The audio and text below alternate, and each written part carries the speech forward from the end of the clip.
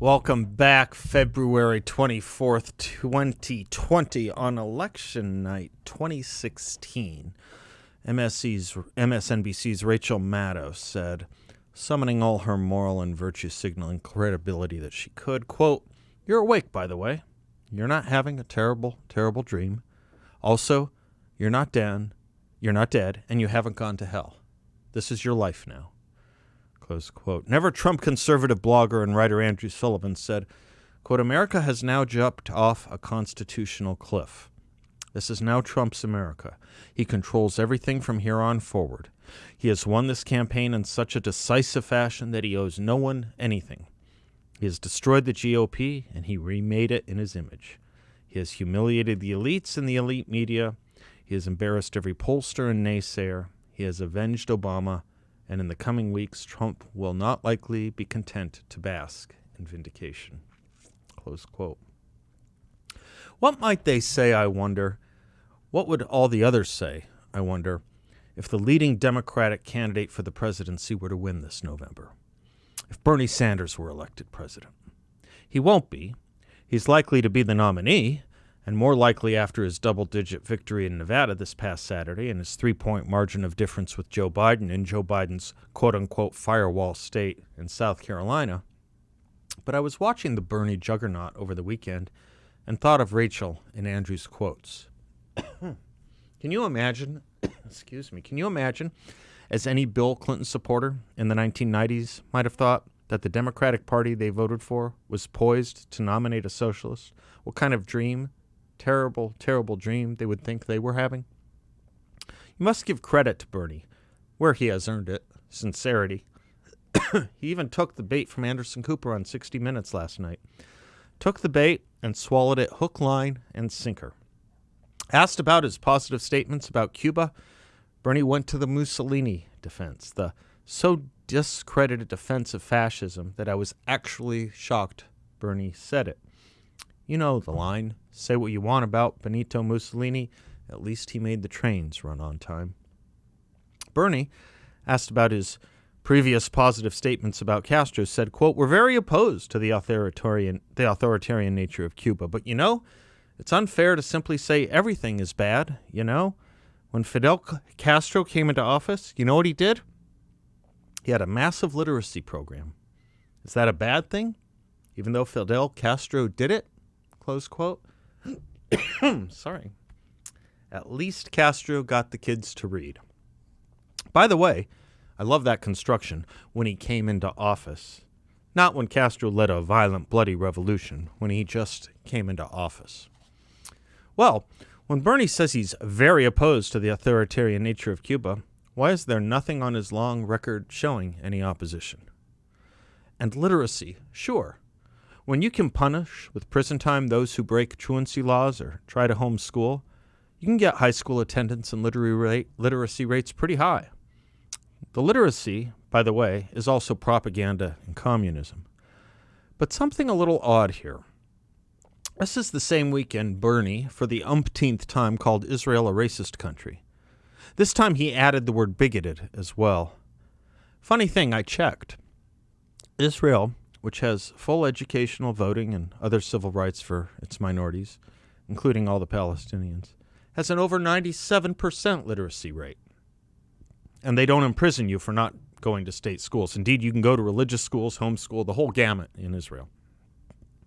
Maybe during the debate tomorrow, a moderator will ask Bernie why he has such vitriol for a democracy like Israel's, and only kind words for a place like Cuba, notwithstanding the great literacy rate in Israel. If that's what matters, why the vitriol? I've been in Israel 4 times, most recently this past December. Let me tell you about the racism and bigotry. When we went up Masada, there was a group of Arab school children, girls dressed in Muslim head coverings. Do you know what every person, mostly Christian and Jewish, I assume, including residents of Israel, did at the gondolas, the line at the gondolas, when the girls approached? It was a long line. Everyone let the Arab and Muslim school children go first. They could likely have been any school children. I'm guessing it was an unmentioned extra effort, however, to show acceptance or kindness. And nobody said a thing. In fact, I'm guessing this is the first time that scene has been mentioned by anyone who was there. It was just so natural. But I'm a little extra conscious myself of these things for political reasons, so I did take note. As I took note of a lot of Israelis going to Arab towns on Saturday for stores and restaurants when most of Israel around Jerusalem was closed down for the Sabbath. As I noticed in the Arab quarter of Jerusalem, especially the main market on the way to the Western Wall, had freely living stores and shop owners after freely living stores and shop owners. Some even with pictures of Yasser Arafat and Saddam Hussein prominently displayed on their store walls. And I noticed that the Israeli Supreme Court has an Israeli Arab, a Palestinian, as a judge on it. He is a jurist who has previously sentenced a former Israeli president to a felony. Yeah, bigoted. Yeah, racist. Bernie Sanders has simply no idea what he's talking about, except that the worldwide communist and socialist movements hate Israel and align and have aligned with all its enemies.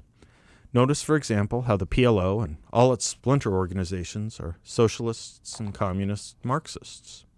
And notice, too, the trend of Marxist regimes to throw around charges of race and racism to justify their violence. This was a major effort in the 1970s and 1980s, particularly at the United Nations. But I may have digressed just a bit. Let me just say the nonpartisan Freedom House organization rates countries on a scale of 1 to 7 when it comes to things like civil liberties and political rights. 1 is the freest rating. 7 is the worst. Cuba gets 6.5s and 7s across the board from Freedom House. Indeed, here's their opening sentence on Cuba. Quote, Cuba is a one-party communist state that outlaws political pluralism, suppresses dissent, and severely restricts basic liberties. But they have great literacy. To satisfy the equation, here's Freedom House on Israel. It scores 2.5s and 2s. Remember, 1 is most free, 7 least free. Here's their opening sentence on Israel. Quote, Israel is a multi-party democracy with strong and independent institutions that guarantee political rights and civil liberties for most of the population, close quote. Which one's the bigoted racist regime and which one isn't, according to Bernie? You know the answer. One other thing.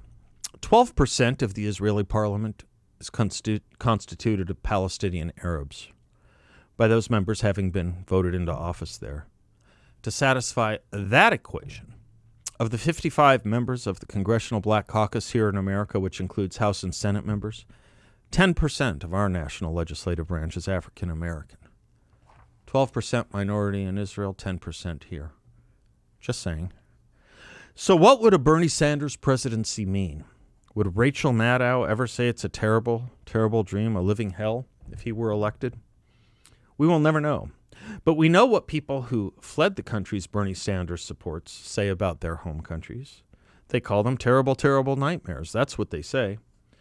May I pause on this point for a moment? We all know of Bernie Sanders' travels to the Union of Soviet Socialist Republics and his praise of the USSR and his condemnations of the United States when he was traveling to the USSR. He flew over 4,000 miles to do that. You know what he never did in 2 decades of an opportunity to do so? Travel 70 miles within his own state of Vermont to visit or speak with Alexander Solzhenitsyn, the man credited with helping expose the life and lies of the USSR. You see, in the 1970s, Solzhenitsyn made Cavendish, Vermont, his home. He made it his home because he thought he would be killed or imprisoned if he went back to the Soviet Union. He made it his home from the 1970s into the 1990s. Bernie Sanders never bothered to visit or speak with him. Think on that just a bit. Now think on who Bernie's cabinet and advisors would be. Rashida Tlaib as Secretary of State? Maybe. Ilhan Omar as UN Ambassador? Could be. They're his 2 most prominent supporters after Alexandria Ocasio-Cortez. We might think on what position she could get in a Sanders administration. But again, I digress. To most of us, including anyone who fled a country like Bernie Sanders praises, such a scenario would be a terrible, terrible dream. A living hell. Pacey Rachel Maddow.